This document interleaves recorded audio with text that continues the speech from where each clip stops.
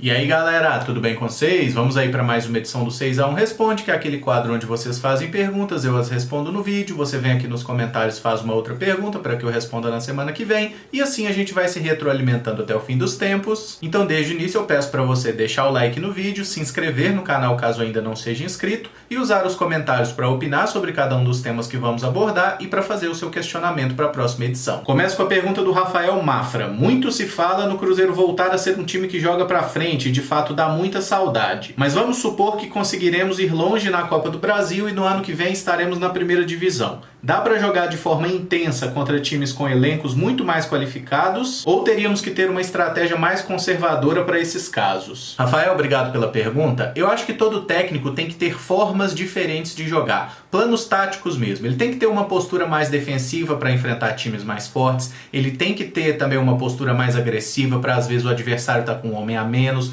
você precisa desesperadamente buscar um gol. Então todo técnico tem que ter bem treinadas diferentes formas desse time jogar. Só que a intensidade, ela não é uma estratégia tática. A intensidade é, digamos assim, uma base de jogo, né? Por quê? O futebol moderno, o futebol que é realizado aí nas grandes ligas europeias pelos principais times do mundo, é um jogo de extrema intensidade. Nessa temporada eu acho que tá caindo até por causa da pandemia, ninguém teve pré-temporada. Então nessa temporada especificamente a gente não tá vendo tanto isso. Mas qual é o grande diferencial, por exemplo, da Premier League? Por que é o melhor campeonato de futebol do mundo? São jogos em que a coisa pode mudar totalmente em questão de segundos, né? Não tem ninguém no 110, é todo mundo no 220 para cima. E eu tenho certeza que se o Felipe Conceição conseguir colocar no time do Cruzeiro bem treinado essa ideia de intensidade, não importa qual seja o adversário, o Cruzeiro vai ser competitivo. E aquele negócio, você vai jogar com a mesma estratégia tática contra o Flamengo ou contra, sei lá, um time do Campeonato Mineiro? Provavelmente não, porque são expectativas diferentes. Você vai pegar o Flamengo, a responsa do resultado é toda deles. Isso significa que a gente tem que ficar retraído na retranca, se defendendo e dando bico para frente? De forma alguma. Você pode ter uma postura mais defensiva, a questão é, você tem que saber como atacar o adversário, tem que estudar o oponente, ter uma forma de machucar os caras também, e em jogos contra adversários menos qualificados tecnicamente, aí você tem que ter uma postura mais ofensiva, ir para dentro dos caras, porque a ideia é realmente se impor e fazer o resultado, tá? Então a intensidade, ela não pode depender do adversário, a intensidade tem que estar nos treinamentos, nos trabalhos do dia a dia e nos jogos, independente de quem estiver do outro lado. Agora, quando você fala da questão não de intensidade, mas de ofensividade mesmo, o Cruzeiro tem que jogar indo pra cima de qualquer um, depende. Por exemplo, você vai jogar contra o Palmeiras, que é um time muito bom no contra-ataque, se você ficar tendo a posse de bola, dando espaço nas suas costas, você vai tomar gol no contra-ataque e você vai se dar mal, tá? Tem adversários que acabam pedindo uma estratégia um pouco diferente para você ganhar o jogo, que é tudo que importa no final das contas, né? Quando o time entra em campo ali, a ideia é vencer. A diferença é o método que se escolhe. E nos últimos anos o Cruzeiro parece que só tem um método, né? Que é se fechar atrás, dar bico pra frente e rezar pra um gol cagado. O Ramon Vitor Diniz pergunta: você faria um rodízio no time para experimentar o elenco ou manteria o time titular no Mineiro para pegar entrosamento? Ramon, obrigado pela pergunta. Eu estou gravando esse vídeo antes da estreia do Cruzeiro no Campeonato Mineiro, tá? Só para deixar bem claro.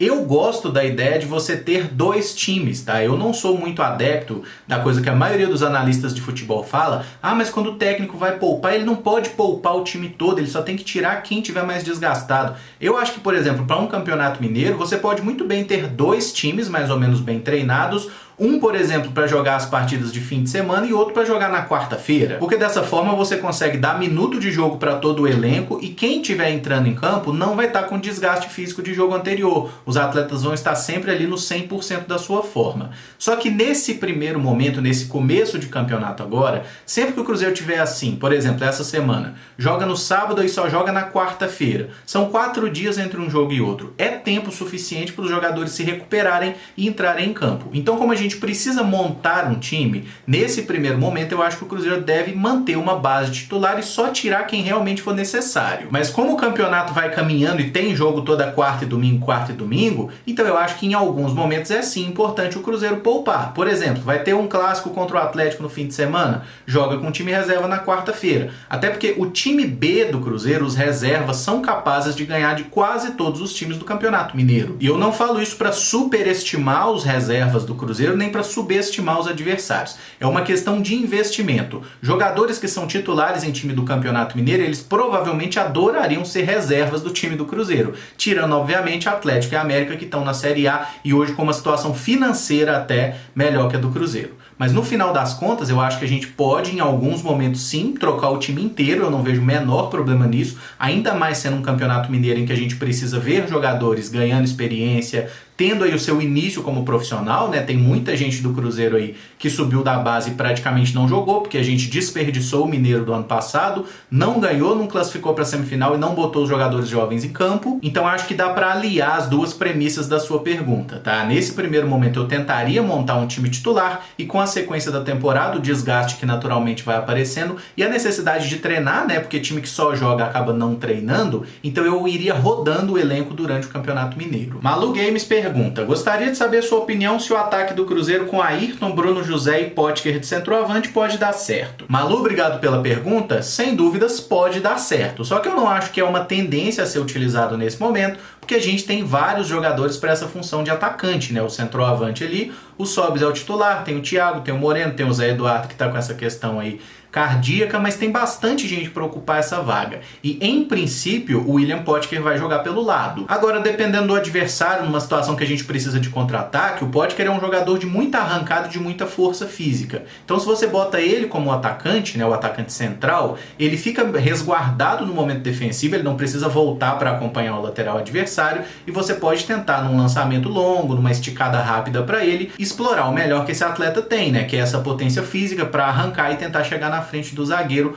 buscando uma finalização. Então é sim possível jogar com essa tática, né? Ayrton e Bruno José pelos lados, os dois podem jogar pelos dois lados, embora ambos prefiram jogar pelo lado direito, né? E o Potker já fez o papel de centroavante até na Ponte Preta, quando ele foi artilheiro do Campeonato Brasileiro, ele não jogava pelo lado, ele jogava como atacante mesmo, tá? Então é plenamente possível jogar assim, só que eu acho que nesse momento não é a ideia do Conceição. O Ricardo Cruz pergunta: como está a situação dos imóveis para venda? Realmente vai acontecer isso? Ricardo, obrigado pela pergunta. Tem muita especulação e muita mentira sobre isso, né? Porque a galera falou em muitas oportunidades: o Pedro Lourenço comprou a sede do Barro Preto, comprou aquele imóvel lá, né, do estacionamento perto da sede da Pampulha e tudo mais. Até o momento que eu faço esse vídeo, não tem nada além de conversa de torcedor, tá? Os imóveis não estão vendidos, eles seguem em poder do Cruzeiro, dando seus prejuízos, inclusive, né? E eu acho muito complicado essa situação ser resolvida rapidamente, porque todos esses imóveis têm alguma irregularidade.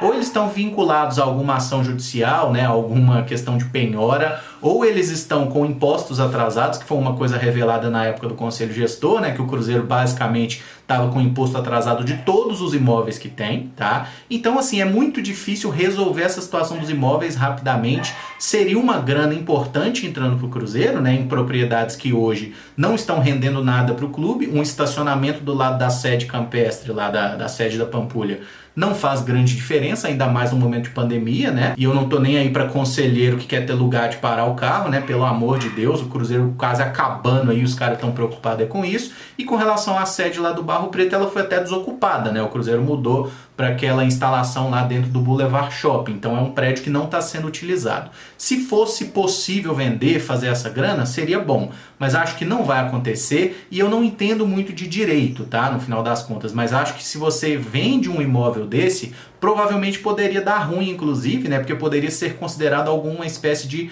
fraude à justiça, né? Porque você fez um acordo, então, em tese, qualquer dinheiro novo que você receber teria que ser destinado para esse acordo com a Procuradoria. Então, eu não sei exatamente como tá, mas a verdade é, os imóveis não estão vendidos e o papo que o Pedro Lourenço tinha comprado um, tinha comprado outro, nada disso procede, que até agora não tem nada comprado. É tudo do Cruzeiro ainda. O Roberto Rezende Rabelo Beto pergunta: você acredita que Belete esteja sendo preparado para no futuro ser o treinador do Cruzeiro? Roberto, obrigado pela pergunta. Eu acho que essa é a intenção do Belete, sim, né? Ele veio para o Cruzeiro primeiro ali, não, diretor de negócios internacionais, na primeira oportunidade já pulou para auxiliar técnico fixo lá de campo, né? E eu acredito que sim, ele está se planejando, né? Se treinando, digamos assim, para ser um técnico de futebol. A questão é, o Cruzeiro não pode ter na figura do Belletti o cara que vai ser o nosso novo técnico. Primeiramente porque a gente acabou de trazer um treinador e esse cara precisa de ter todo o respaldo do mundo, e a última coisa que o Felipe Conceição é ter alguém na comissão técnica fixa do clube que tá doido para puxar o tapete dele, né? Para que no primeiro vacilo dele vai falar, ó,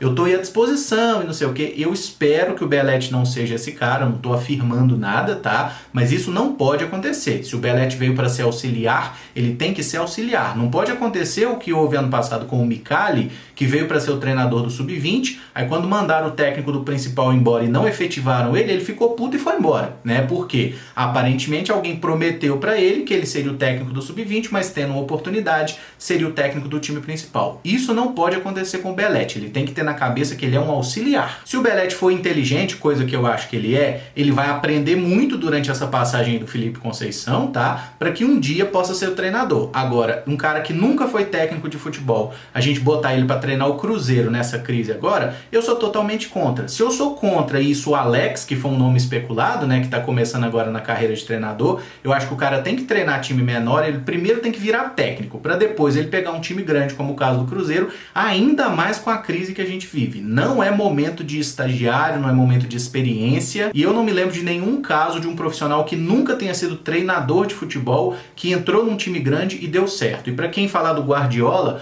o Guardiola ele treinou o Barcelona B, em divisões inferiores lá do Campeonato Espanhol, aí ele aprendeu a ser técnico, aí quando ele pegou o time principal ele já tinha ali algum entendimento, inclusive dos atletas da base do clube, né, que ele tinha treinado no time B e ele pôde usar no time principal, e deu uma sorte do caralho também que tinha uma grande geração à disposição, tá? Então acho que a gente não deve fazer grandes experiências e o Belletti tem que ser um auxiliar técnico, o cargo dele é esse. Se ele vai ser treinador no futuro, eu acho que naturalmente vai. Se vai ser no Cruzeiro ou não, aí eu acho que é difícil a gente prever. O Félix Macedo pergunta, o filho do Ronaldinho ainda joga na base do Cruzeiro? Félix, obrigado pela pergunta. Sim, o João Mendes, né, o filho do Ronaldinho Gaúcho, ainda está na base do Cruzeiro. Em 2019 ele assinou um contrato de formação com o clube que vai até 2025 e em janeiro de 2021 agora ele completou 16 anos, tá? Então ele é um atleta da categoria sub-16 do Cruzeiro. A última informação que eu vi sobre ele foi passada pelo Gustavo Ferreira, o diretor da base, naquela live lá do canal Somos Gigantes, né, que deu um monte de problema aí, mas naquela live ele falou que o jogador está se desenvolvendo e tudo mais. Então, a princípio, ele tem vínculo com o Cruzeiro, agora que já completou 16 anos, ele pode assinar o primeiro contrato profissional com o clube, mas eu realmente não tenho informação se estão negociando nesse sentido. E sobre a qualidade técnica dele, eu realmente não posso dizer nada, porque nunca assisti um jogo dele sequer, tá? Às vezes a gente vê algum lance, algum gol jogado assim, mas realmente ver o cara em campo, eu nunca vi. É parecido com a situação lá do Estevão, né, do Messinho. A gente vê que tem talento com a bola, mas se vai virar jogador ou não, aí realmente não tem como a gente saber. Só que no caso do João, a gente provavelmente vai saber disso mais em breve, porque já é um menino mais velho, né? Tá com 16 anos agora. Pode ser que nessa temporada mesmo comece a aparecer no Sub-17, que é uma categoria que já tem mais visibilidade. E se ele estiver se destacando, nada impede de parar num Sub-20 ou até no profissional, né? Com 16 anos, a gente vê em algumas situações jogadores aí aparecendo já nos times profissionais. Não acho que vai ser o caso no Cruzeiro, me parece ser meio prematuro adiantar essa coisa, especialmente só por ele ser filho de quem é, de um jogador muito talentoso. Mas a gente deve lembrar que talento futebolístico não necessariamente passa no DNA, né? Tem vários exemplos aí de filhos de grandes craques que não se tornaram grandes jogadores assim. Alguns até tentaram, alguns foram ótimos, como o exemplo do Maldini, mas o filho do Pelé, por exemplo, não foi grandes coisas. Então, assim, não dá pra gente traçar nenhum grande prognóstico até o momento. Vamos aguardar como ele se desenvolve, né? Se tiver a cabeça boa aí, parece que pode sim se tornar um jogador, porque parece ter ali um carinho com a bola, sabe lidar com a pelota, né? Mas a gente tem que ver em campo se ele vai virar jogador ou não, e isso aí é só o tempo que vai dizer. E por fim, o Gabriel Martins Xavier pergunta, faça seu top 3 de melhores comentaristas do Brasil na atualidade, ou os menos piores. Gabriel, obrigado pela pergunta. Vez ou outra vocês fazem perguntas desse tipo, e eu acho que a cada vez que eu respondo com alguns nomes diferentes, né? Simplesmente porque é assim mesmo, né? Às vezes a gente tem um comentarista ali que tem boa conta, que o cara tá fazendo um trabalho legal, às vezes o cara começa a dar umas rateadas, falar umas groselhas. Eu vou dar um exemplo, o Mauro César Pereira. Eu acho que é um ótimo jornalista, ele é muito bom jornalista mesmo, um dos melhores da profissão. Só que o Mauro César, para comentar coisas do Cruzeiro, de, digamos assim, 2 anos pra cá, desde aqueles episódios lá da torcida xingando ele, quando ele ainda era da ESPN, né? Virou uma coisa estranha, a gente vê que tem muito rancor no comentário envolvido ali, e ele acaba não fazendo esse papel de forma muito isenta. E pra comentar sobre o Flamengo também, o Mauro César é chato pra caramba, né? Tem um clubismo envolvido, mas ele é daquele tipo de clubista, né? Que ele acaba sendo até um pouco mais, digamos assim, ácido com o próprio clube do que com os outros clubes. Ele é bem chato na cobrança do Flamengo, mas quando os outros falam mal do Flamengo, ele costuma defender o clube, né? É aquele negócio, você não pode falar mal do meu time, mas eu posso. Eu gosto muito do Rafael Oliveira, que foi também da ESPN, da Zon, atualmente ele comenta o italiano lá na Band também. Eu acho ele um cara sensacional, um cara que tem um conhecimento de futebol absurdo, é um cara que tem canal aqui no próprio YouTube também, faz um trabalho excelente, seria aí tranquilo meu primeiro nome da lista, é hoje o jornalista esportivo que eu mais admiro. O Pedrinho é outro cara que eu gosto bastante do trampo que ele tem feito, né, especialmente lá no Sport TV, comenta bem, tem uma leitura legal de jogo, né, traz bem essa experiência da época de jogador. O próprio Grafite também eu acho que manda bem. E pra fechar esse top 3, que foi bem mais que o top 3, eu colocaria o pessoal do Trivela. Eu não sei se vocês acompanham, né, Trivela que é site, tem podcast também. O pessoal do Trivela manda muito bem. E eu destacaria o Leandro Stein, tá, que é um cara que faz textos espetaculares lá. Eu sou um grande admirador do trampo dele, mas o pessoal da Trivela em geral, Felipe Lobo, Bruno Bonsante, eles mandam muito bem, é uma equipe super enxuta, mas os caras trabalham pra caramba e é realmente um conteúdo de muita qualidade. Inclusive na época que eu fiz a minha monografia, né, de conclusão do curso de jornalismo, eu usei muitas matérias do pessoal da Trivela para embasar algumas questões ali que foram necessárias, tá? Então, assim, sensacional o trampo dos caras. Eu fecharia então com o Leandro Stein, com o Pedrinho lá numa TV mais vista, né, que é o Sport TV, e o Rafael Oliveira seria esse top 3. Encerro esse vídeo por aqui. Se você gostou, eu peço que deixe o like, se inscreva no canal caso ainda não seja inscrito e use os comentários aí para opinar sobre cada um dos temas perguntados nesse vídeo e deixar o seu questionamento para a semana que vem. Muito obrigado por acompanhar, um abraço e até o próximo vídeo. Valeu!